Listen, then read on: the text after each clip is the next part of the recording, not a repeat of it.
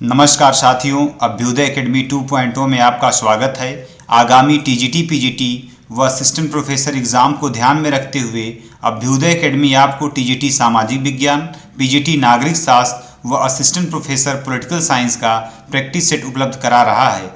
जो भी अभ्यर्थी नए हैं वो चैनल को सब्सक्राइब कर लें। आइए हम लोग चलते हैं सामाजिक विज्ञान के पहले प्रैक्टिस सेट की तरफ। सभी क्वेश्चन को हल करने के उपरांत अभ्यर्थी कमेंट करके बताएंगे कि उनके कितने क्वेश्चन सही हो रहे हैं।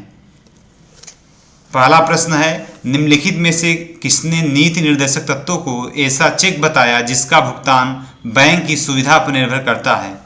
ऑप्शन है A.K. अय्यर, सेकंड ऑप्शन है हृदयनाथ कुंजरू, थर्ड है H.V. कामत, फोर्थ है K.T. शाह। तो ये कथन है K.T. शाह का, यानी फोर्थ ऑप्शन जो है वो सही है, हो जाएगा। नीति निर्देशक तत्वों को लेकर अन्य विद्वानों की क्या राय है, अन्य विद्वानों ने क्या कहा है, हम लोग देख लेते हैं। अंबेडकर ने नीति निर्देशक तत्व को कहा है कि ये तत्व भारतीय राज्य व्यवस्था के, अंबेडकर ने कहा है कि ये तत्व भारतीय राज्य व्यवस्था के आर्थिक लोकतंत्र को निर्धारित करते हैं। भारतीय राज्य व्यवस्था के, शॉर्ट फॉर्म लिख देता हूँ, भारतीय राज्य व्यवस्था के आर्थिक लोकतंत्र को निर्धारित करते हैं। आर्थिक लोकतंत्र को निर्धारित करते हैं।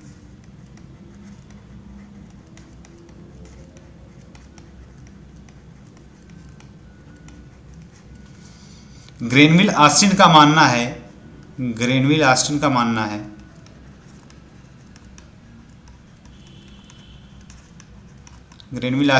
है कि नीति निर्देशक तत्व सामाजिक क्रांति के दस्तावेज हैं। सामाजिक क्रांति के दस्तावेज हैं।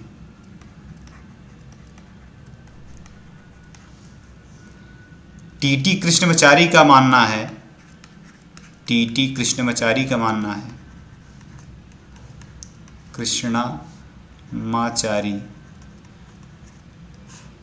कि नीति निर्देशक तत्व भावनाओं का अस्थायी कूड़ाघर है।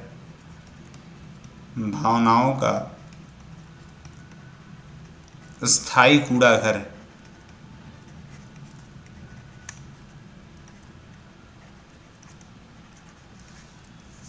फाइनल आइवर जेनिंग्स का मानना है,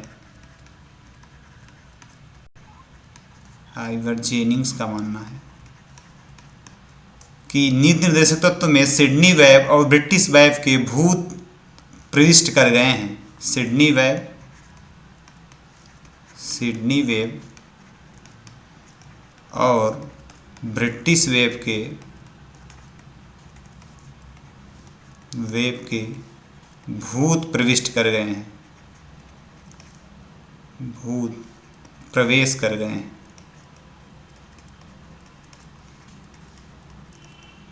ये चार कथन हैं, इनको आपको याद कर लेना है। चारों कथन एग्जाम में पूछे गए हैं।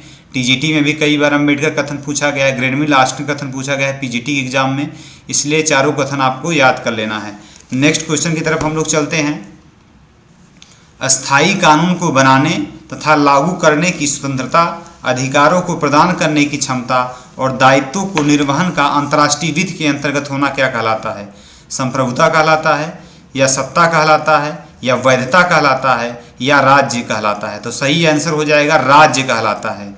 स्थानीय कानून को बनाने तथा लागू करने की स्वतंत्रता, अधिकारों को प्रदान करने की क्षमता और दायित्वों के निर्वहन का अंतर्राष्ट्रीय विधि के अंतर्गत होना राज्य कहलाता है। नेक्स्ट क्वेश्चन की तरफ हम लोग चलते हैं। निम्नलिखित में से किस विचारक के अनुसार समानता अप्राकृतिक एवं अवांछनीय धारणा है? ऑप्शन है सुकरात, प्लेटो, थर्ड है अरस्तु, या फोर्थ है इनमें से कोई नहीं। तो समानता को अप्राकृतिक एवं अवांछनीय मानते हैं अरस्तु। ऑप्शन सी जो है वो सही हो जाएगा, ऑप्शन थर्ड जो है वो सही हो जाएगा। नेक्स्ट क्वेश्चन है, संघात्मक संविधान का प्रमुख लक्षण क्या है? एक स्थान से शासन का होना, केंद्र सत्ता ही सब कुछ न हो, केंद्र व राज्य की दोहरी सरकारें, या एक केंद्रीय शासन।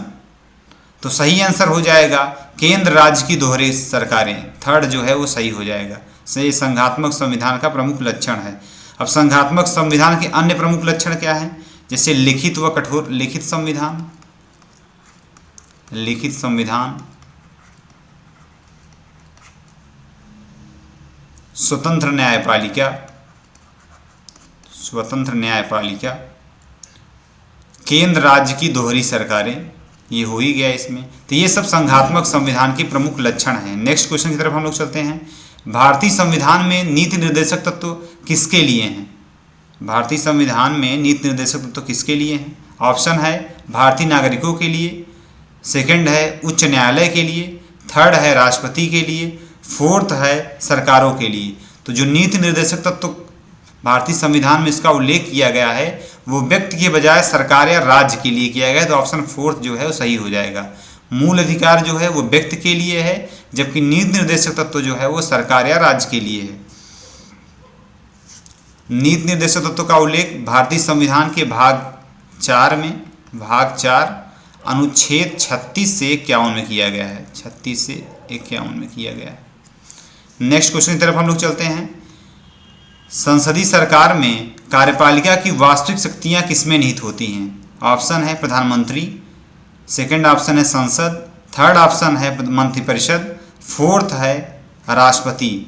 तो संसदीय सरकार में जो वास्तविक शक्ति निहित होती है वो मंत्रिमंडल या मंत्रिपरिषद सहित प्रधानमंत्री में होती है। क्योंकि इसमें प्रधानमंत्री और मंत्रिपरिषद दोनों है, इसलिए हम इसको जो है थर्ड सही मानेंगे, मंत्रिपरिषद, क्योंकि प्रधानमंत्री भी जो है वो मंत्रिपरिषद का भाग ही है। तो थर्ड जो है वो सही हो जाएगा। नेक्स्ट क्वेश्चन की तरफ हम लोग चलते हैं। प्रथम भारतीय नागरिकता अधिनियम संसद द्वारा कब पारित किया गया? ऑप्शन है 1954, सेकंड ऑप्शन है 1953, थर्ड है 1955, फोर्थ है 1952। तो प्रथम भारतीय नागरिकता अधिनियम जो है संसद द्वारा पारित किया गया था 1955 में। ऑप्शन थर्ड जो है वो सही हो जाएगा। अब जो नागरिकता अधिनियम 1955 है इसको 6 बार संशोधित किया गया है। 6 बार जो है संशोधित किया गया है। कब कब किया गया है? सबसे पहले 1986 में किया गया संशोधन इसमें पहली बार, दूसरी बार किया गया 1992 में, तीसरी बार किया गया 2003 में, चौथी बार किया गया 2005 में, छठवीं बार किया गया 2015 में। इसको 7वीं कर लीजिए। अभी 2019 में भी जो है इसको संशोधित किया गया, तो 7 बार संशोधन इसमें हो चुके हैं 2019 में। नेक्स्ट क्वेश्चन की तरफ हम लोग चलते हैं। संपत्ति के मौलिक अधिकार को संविधान के किस संशोधन द्वारा विलुप्त किया गया? तो संपत्ति के अधिकार को भारतीय संविधान से जो है वो 44वें संविधान संशोधन 1978 द्वारा इसका विलोपन हुआ। तो सही ऑप्शन जो है वो थर्ड हो जाएगा, 44वें संविधान संशोधन 1978 द्वारा।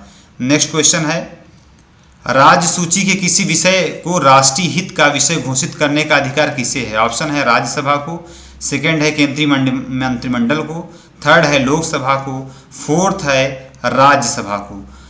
तो किसी भी विषय को राष्ट्रीय हित का विषय घोषित करने का अधिकार और राज्यसभा को, राज्यसभा को 2 विशेष शक्तियां प्रदान की गई है। एक है अनुच्छेद 249 के तहत, 249 के तहत किसी भी विषय को राष्ट्रीय हित का विषय घोषित कर सकता है, तो 249 का ये विषय है। दूसरी इसकी पावर है अनुच्छेद 352 के तहत, अनुच्छेद 312 के तहत। अनुच्छेद 312 के तहत क्या है? नई अखिल भारतीय सेवाओं का गठन, नई अखिल भारतीय सेवाओं का गठन, सेवाओं का गठन। ये 2 विशेष शक्तियां हैं राज्यसभा के पास। नेक्स्ट क्वेश्चन की तरफ हम लोग चलते हैं। भारत में राज्यों का भाषा के आधार पर पुनर्गठन कब किया गया? ऑप्शन है 1954, सेकंड ऑप्शन है 1967, थर्ड ऑप्शन है 1955, फोर्थ ऑप्शन है 1976। तो सही आंसर हो जाएगा भारत में राज्यों भाषा के आधार पर राज्य का पुनर्गठन हुआ 1955 में।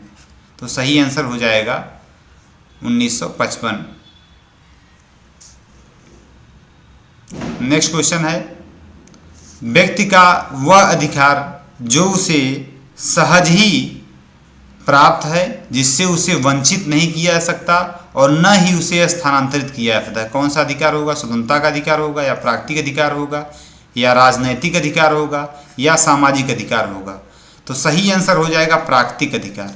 प्राकृतिक अधिकार वो अधिकार हैं जो व्यक्ति को सहज ही प्राप्त होते हैं, जिससे उन्हें वंचित नहीं किया जा सकता और न ही स्थानांतरित किया जा सकता है। तो ऑप्शन सेकंड जो है वो सही हो जाएगा।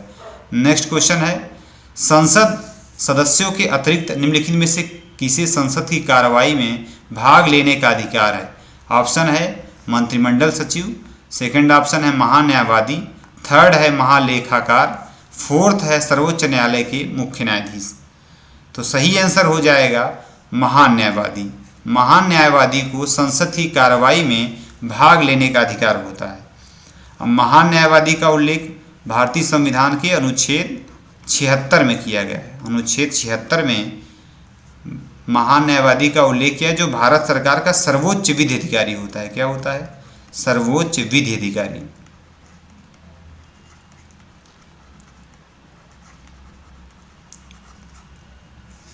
नेक्स्ट क्वेश्चन की तरफ हम लोग चलते हैं। ओम्बुड्समैन की अवधारणा निम्नलिखित में से किससे संबंधित है? ऑप्शन है प्रशासनिक अभिकरण से, सेकंड ऑप्शन है लोकपाल एवं लोकायुक्त से, थर्ड है लोक सेवा आयोग से, फोर्थ है सीबीआई से। तो जो ओम्बुड्समैन की अवधारणा है ये संबंधित है लोकपाल एवं लोकायुक्त से। अब हम लोग बात देखते हैं, जो ओम्बुड्समैन है, ओम्बुड्समैन एक स्वीडिश शब्द है। ऐसा शब्द है, एक स्वीडिश शब्द है, स्वीडिश शब्द है, जिसका अर्थ है लोगों का प्रतिनिधि। क्या अर्थ है? लोगों का प्रतिनिधि, प्रतिनिधि। अब सबसे पहले जो ओम्बुड्समैन की स्थापना हुई थी वो 1809 में स्वीडन ने किया था। ओम्बुड्समैन की सर्वप्रथम स्थापना जो हुआ था वो 1909 में स्वीडन ने किया था, स्वीडन। नेक्स्ट क्वेश्चन की तरफ हम लोग चलते हैं। भारतीय राष्ट्रीय कांग्रेस में भाग लेने वाले किस नेता को ब्रिटिश उदारवाद में विश्वास था? ऑप्शन है बाल गंगाधर तिलक, सेकंड ऑप्शन है लाला लाजपत राय, थर्ड है सुभाष चंद्र बोस, फोर्थ है गोपाल कृष्ण गोखले। अब इसको आप लोग कॉमन सेंस से सही कर सकते हैं।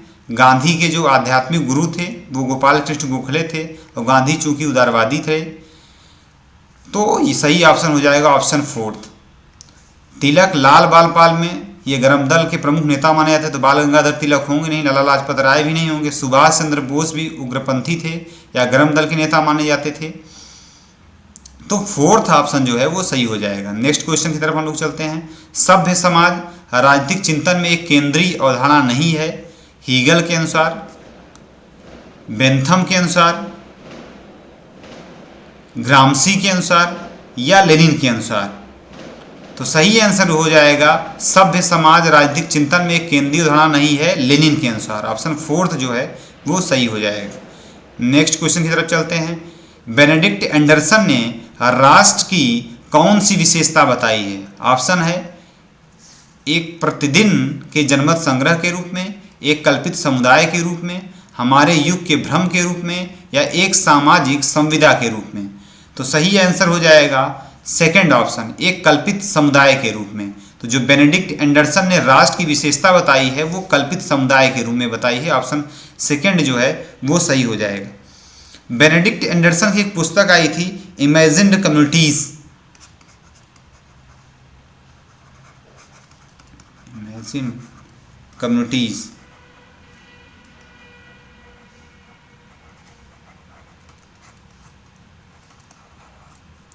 इसमें जो है राष्ट्र को उन्होंने कल्पित समुदाय के रूप में चित्रित किया था। नेक्स्ट क्वेश्चन है, निम्नलिखित में से किसने टी.एस. ग्रीन के राज्य विषयक इन विशेषताओं की व्याख्या की है कि मानव चेतना स्वतंत्रता चाहती है, स्वतंत्रता के लिए अधिकार आवश्यक है तथा अधिकार राज्य की मांग करते हैं?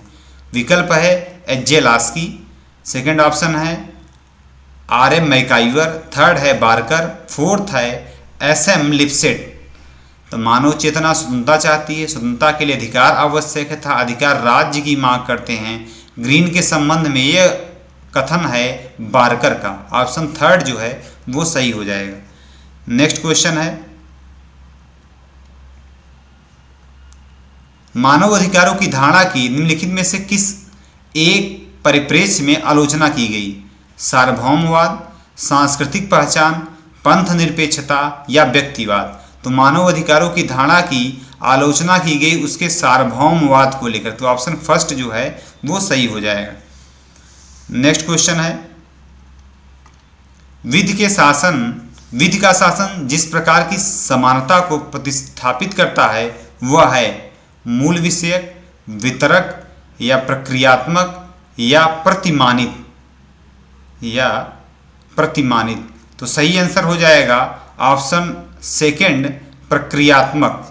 प्रक्रियात्मक जो है वो सही हो जाएगा। जो विधि का शासन है वो समानता को प्रतिस्थापित करती है प्रक्रियात्मक समानता को, तो ऑप्शन सेकंड जो है वो सही हो जाएगा। नेक्स्ट क्वेश्चन है, निम्नलिखित में से कौन विधि के शासन से घनिष्ठ संबंध रखता है? ऑप्शन है सैनिक विधि या मार्शल लॉ या न्यायिक सर्वोच्चता या संविधानवाद या शक्तियों का पृथक्करण?